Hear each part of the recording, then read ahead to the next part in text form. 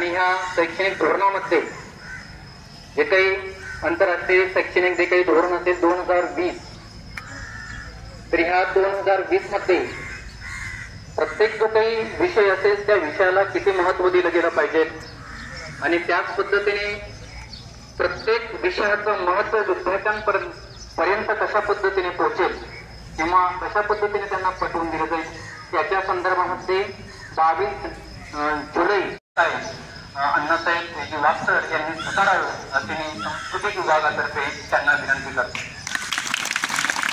आता सांस्कृतिक विभाग प्रमुख शिवाय करण्याची अध्यक्षीय सूचना आहे तिला मी सर्वांमध्ये अनुमोदन देतो.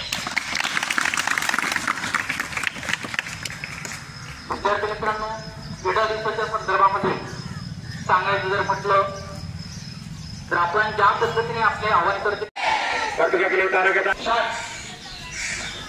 आम्ही सर्व खेळाडू अशी शपथ घेतो की आम्ही या क्रीडा महोत्सवात स्वतंत्रपणे भाग घेऊ.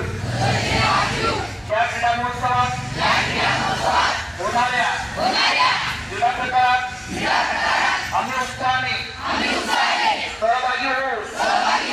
उत्तम खेळाचे प्रदर्शन करू. क्रीडा महोत्सवी स्पर्धांच्या सर्व नियमांचे आम्ही एकनिष्ठेने पालन करू व खेळाडू वृत्तीने वागून पंचांनी दिलेला निर्णय अंतिम मानून स्पर्धा निकोप वातावरणात पार पाडू. आमच्या शाळा केंद्र बीड तालुका जिल्हा राज्य व देशाचा सन्मान व गौरव होईल अशा इच्छेने या क्रीडा महोत्सवात भाग घेऊ. जय हिंद. आज्ञेचे मोठ्या उत्साहाने साजरा करत आहोत. या कार्यक्रमाच्या निमित्ताने आपल्या विद्यालयाचे प्राचार्य सन्माननीय अण्णासाहेब वागसर या ठिकाणी आपल्या या कार्यक्रमासाठी अध्यक्ष लाभले. सन्माननीय व्यासपीठावर विराजमान सर्व मान्यवर, माझे मार्गदर्शक बंधू भगिनी आणि विद्यार्थी मित्रांनो, क्रीडा दिवस म्हणजे खरं तर खेळाच्या मैदानावर जाऊन आपण खेळला तर त्याला क्रीडा दिवस आपण म्हणू शकतो. परंतु खेळ म्हणजे काय आणि खेळायचे आहे तर पूर्वीच्या कालखंडामध्ये आपल्या देशामध्ये अनेक प्रकारचे खेळ खेळले जायचे आणि त्या खेळाला आपल्या जीवनामध्ये अनन्यसाधारण स्थान होतं. जीवनाची व्यथा आणि चिंता जर विसरायला लावायचं सामर्थ्य असेल तर ते खेळामध्ये असायचं. मनाला विरंगुळा देण्याचं काम आणि मन ताजतवानं करण्याचं काम हे सुद्धा पूर्वीच्या कालखंडापासून आजपर्यंत खेळ करत असतात.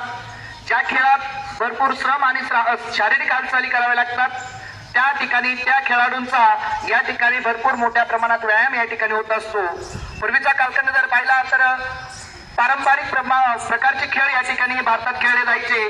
त्याच्यात पारंपरिक आणि मैदानी खेळ या ठिकाणी खेळले जायचे, ज्यामध्ये कबड्डी असेल, खो खो असेल, मल्लखांब असेल, आट्यापाट्या असेल, लंगडी असेल, विटीदांडू असेल, सरीपाट असेल, यासारखे अनेक खेळ आपल्या ग्रामीण भागापासून तर सर्व ठिकाणी या ठिकाणी खेळले जायचे.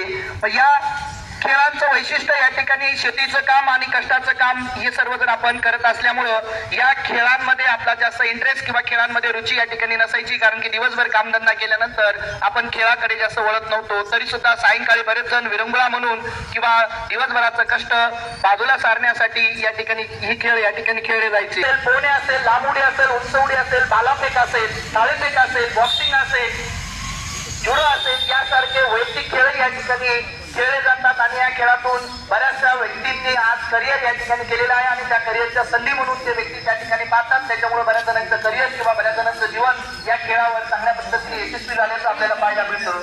असे खेळ जर आपण पाहिले तर ते खेळ फक्त खेळले जात नसून देऊन आपल्या शरीराची सुदृढता या ठिकाणी वाटताना आपल्याला पाहायला मिळते.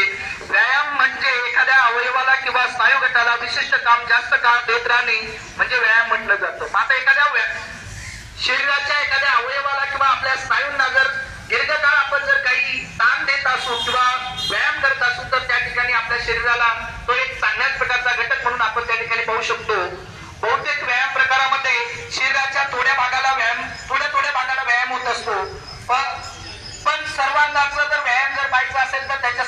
योगासनं ही अतिशय महत्वाची असतात. सर्व अंगाचा म्हणजे पूर्ण शरीराचा जर व्यायाम करायचा असेल तर आपल्याला योगासनं अतिशय महत्वाची असतात. म्हणून आपण योगा दिवसाच्या दिवशी सर्वांनी योगा करताना योगासनांचा भरपूर सराव या ठिकाणी केला. आपण तो फक्त एक दिवस म्हणून त्या ठिकाणी साजरा करतो आणि त्याच्यानंतर योगाला किंवा योगासनांना विसरून जातो. त्याच्यासाठी आपण दररोज सकाळी किंवा सायंकाळी अर्धा ते पाऊण तास किंवा ज्याला जेवढं शक्य आहे तेवढं तरी प्रत्येकाने योगासने किंवा कोणत्या ना कोणत्या प्रकारचा व्यायाम या ठिकाणी करायला पाहिजे. हा योगा किंवा व्यायाम जर केला तर याच्यापासून काय काय फायदे होतात किंवा आपल्या शरीरातील हालचालींसाठी काय काय परिणाम होतो हे आपल्याला जर पाहायचं म्हटलं तर हृदयाची कार्यक्षमता वाढते आणि हृदयाची कार्यक्षमता वाढवण्यासाठी व त्याचा जोर व गती वाढवण्याचं काम या व्यायामामध्ये असतं आणि ते हृदयाची गती वाढवण्याचं काम करत असतात. याच्यात धावणे, पोहणे, दंडबैठका यासारख्या गतियुक्त म्हणजे एरोबिक व्यायामातून ते या ठिकाणी आपल्याला साध्य होत असतं. त्याच पद्धतीने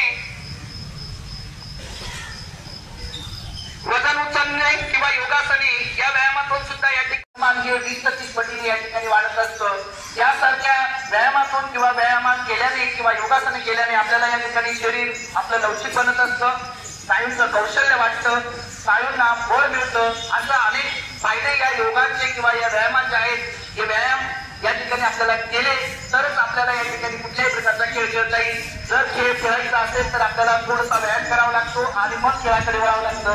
जर खेळ खेळले नाही तर आपण या ठिकाणी कुठल्याही प्रकारचं सुदृढ या ठिकाणी होणार नाही. याच्यासाठी शासनाने या खेळांना उत्तेजन देण्यासाठी अनेक प्रकारचे बक्षीस, अनेक प्रकारचे पुरस्कार सुद्धा जाहीर केलेले आहेत आणि त्या पुरस्कार आणि बक्षिसातून अनेक विद्यार्थी, अनेक खेळाडू या ठिकाणी पुढे येत असतात, त्या खेळांना चालना देत असतात. हे सर्व काम आपण या खेळातून या ठिकाणी करत असतो. असो, एवढे बोलून माझे 2 शब्द या खेळाविषयी या ठिकाणी संपवतो. धन्यवाद.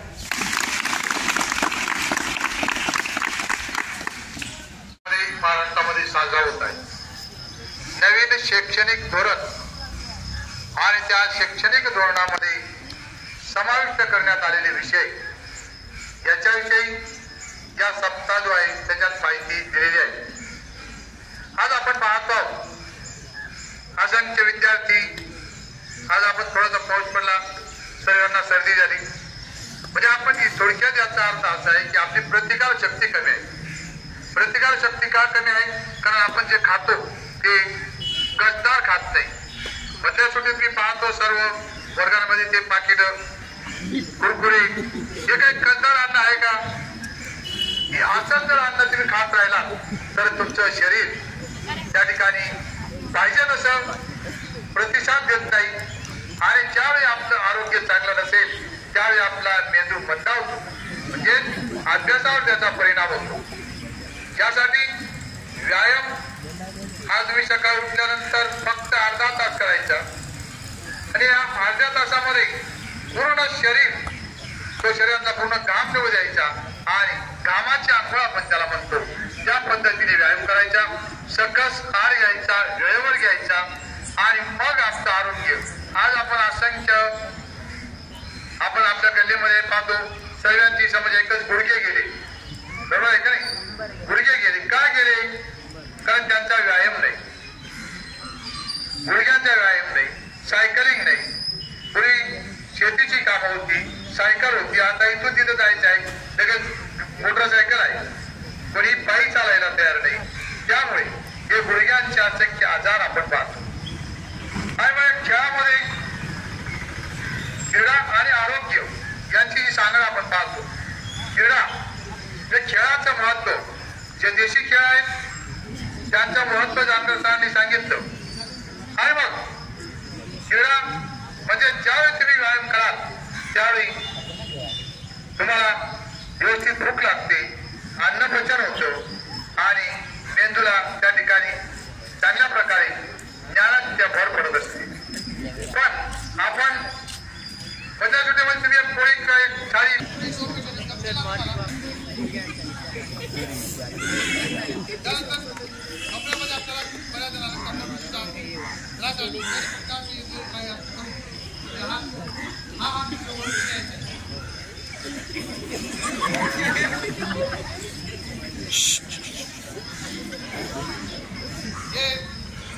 छोटे व्यायाम जर तुम्ही घरात जर केले तर नक्की तुमचा दिवस हा अतिशय उत्साह आणि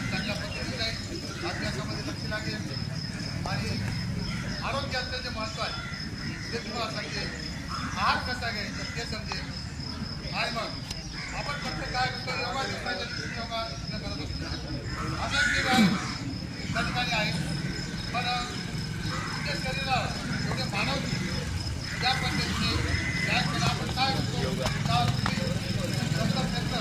आणि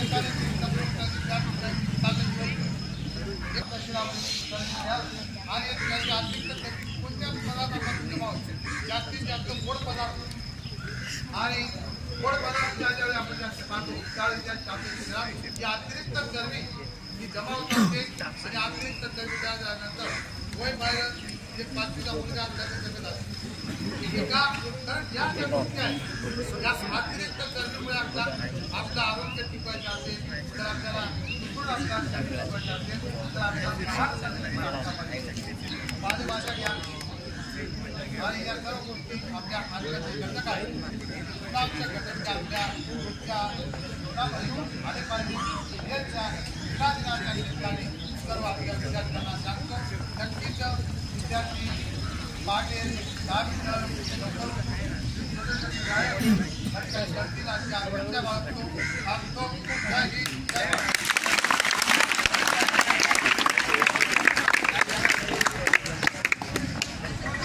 धन्यवाद अण्णासाहेब.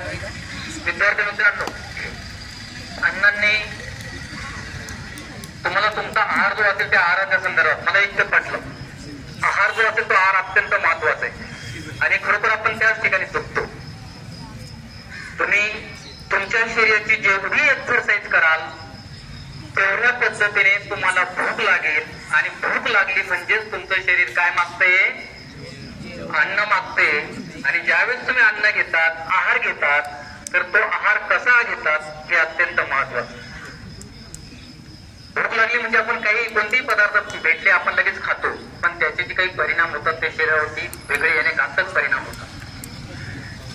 तुम्हाला काय डायजेस्ट होतंय, काय पचतंय हे अत्यंत महत्वाचं आहे.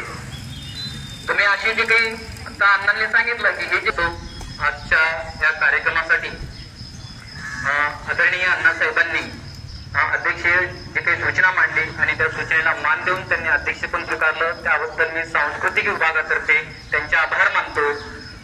याच पद्धतीने आमचे किंवा आपले लाडके क्रीडा शिक्षक एम आर सोनवणे सर यांनी ह्या क्रीडा दिवसाचं महत्व आणि त्याच पद्धतीने हा क्रीडा दिवस आमच्या विद्यार्थ्यांसाठी किती महत्वाचा आहे सर, याच्यासाठी आपल्याला हा एक उपक्रम समोर या ठिकाणी घ्यायचा आहे हे सूचित केलं.